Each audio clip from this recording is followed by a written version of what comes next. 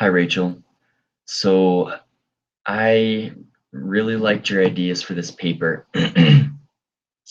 And so I focused on the bottom of the pyramid. There are a few things that I talk about that are above within the that are above in the pyramid just because I didn't see your message before, and now I can help you out on in other areas so that we can try to get as much changed in the paper as possible to improve it. And all of these things that I teach you are writing skills that should and could apply to other papers in the future. So if you need to, you can also go back and view the videos that I send you throughout the semester and try to pick out ideas that you can continue to use. So one of the things that I want to start with, just because you already are familiar with that pyramid of effective writing, so I want to just start out with your first paragraph. The purpose of the paragraph is to give an introduction into your topic, but also tell the reader why it's important, like Brother Ostad said. So I put a comment here asking, why is this argument important?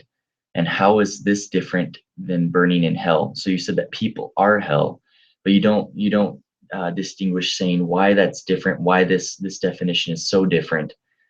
And I can't tell what your thesis is. Is your thesis that people are hell, or is your thesis that um, Garcon, or Estelle, and Inez try to beat the system and avoid punishment? So within your thesis statement, let's combine the thesis statement together in one sentence. Say what you're arguing and how you're going to argue it. So if you are arguing that people are hell, and your argument is that because they try to avoid punishment and beat the system, um, then that's what your thesis statement should be, and that should be combined into one. If not, there should be a transition in between it describing how they're linked, but we'll get to that later. So just for right now, combined that into one sentence, thinking, okay, so this is my argument, and this is how I'm going to argue it. And so just try to add to this first paragraph why it's important, and to every first paragraph, give a short introduction, say why it's important to this argument is important, and then tell what you're arguing and how you're arguing it, if that makes any sense at all.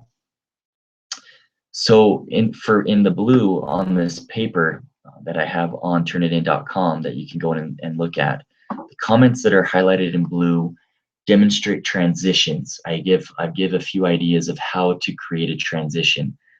And your papers definitely do need these transitions to help flow, and to help connect your ideas. I think that your papers, they have these good ideas, but if they're not connected, it's very difficult for the reader to follow. And so what I wrote for this first one, and it's quite a long one, is Brother Ostad mentioned in class that transitions are needed. And a transition links where you're coming from to where you're going in the paper. So in this case, an example of how you could change this sentence right after your original sentence in the paragraph is, as mentioned, Garcon attempted to overcome the punishment sent his way by creating a plan, dot, dot, dot. Give your example of how he was attempting to overcome punishment. This is important because it demonstrates that Garcon wanted to dispel his punishment but in so doing created his own hell. Just things like that. So you don't have to use this exactly. It's just an example of how when you give an example, you always give a transition leading in, and how that links to what you've already said.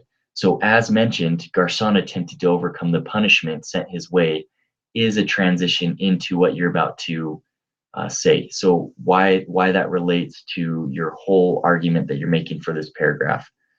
And then you give the example, which is that Garcon had a plan, created a plan to have them all sit in their own separate corners and not notice one another. And that was his plan. And so he was attempting to avoid punishment by doing that, correct?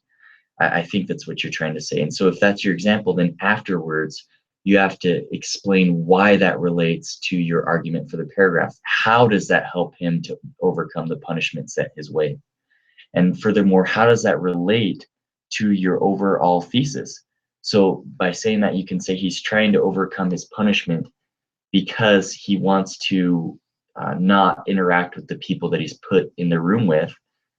And this, I guess you can also argue why that creates the idea that people are hell. So you have to leave these ideas that you're arguing throughout the paper and always focus on your thesis statement. So you have your thesis statement. Every paragraph, the point that you should make and argue within each paragraph should always point back to the thesis statement. So for every example, for every argument, always demonstrate why that's important to your thesis statement. Okay. So to another point, I loved your first sentence in this first paragraph. You should write every first sentence in each paragraph like this, because it, like Brother Ostad said, it gives the point of what you're trying to argue.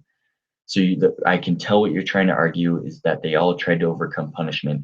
Now this paragraph should be centered on this argument, and everything should point back to this point within your paragraph and then point back to your thesis statement.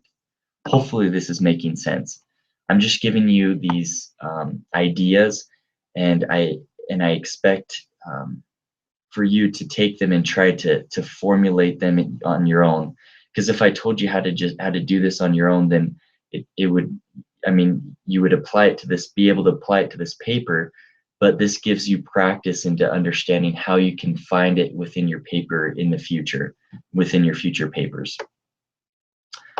And then I gave a few more examples of a lot of the times you give an example within the paragraphs within your paper, but you don't relate it back to your thesis statement or your overall argument in the paragraph. And so this is what Brother Ostad was talking about with you not finishing, with not just you, but with students in general not finishing their arguments or their ideas. So you're giving these examples, and after each example, you should tell how that relates to the overall argument of the paragraph. And lastly, how do your thoughts in this paragraph argue this last point that you're making at the end of the paragraph? That's the comment that I make. So always demonstrate, point back to your overall argument per paragraph. And so I know that you did a good job in this paper. And these are just some ideas that could help you in this paper and future papers in the future, that will help you to improve in your focus on your paper, in the content that you include, and in your future career. So I look forward to seeing this. I only put comments in the first paragraph, the first two paragraphs, but I expect you to use those principles and apply them to the rest of the paper. And so always point back to that thesis statement. Always point back to the main argument that you're making in the paragraph. And make these connections through transitions, like Brother Ostad says. So I know that I believe in you, Rachel. You did a good job. Keep it up. Keep up the good work. I'll see you in class.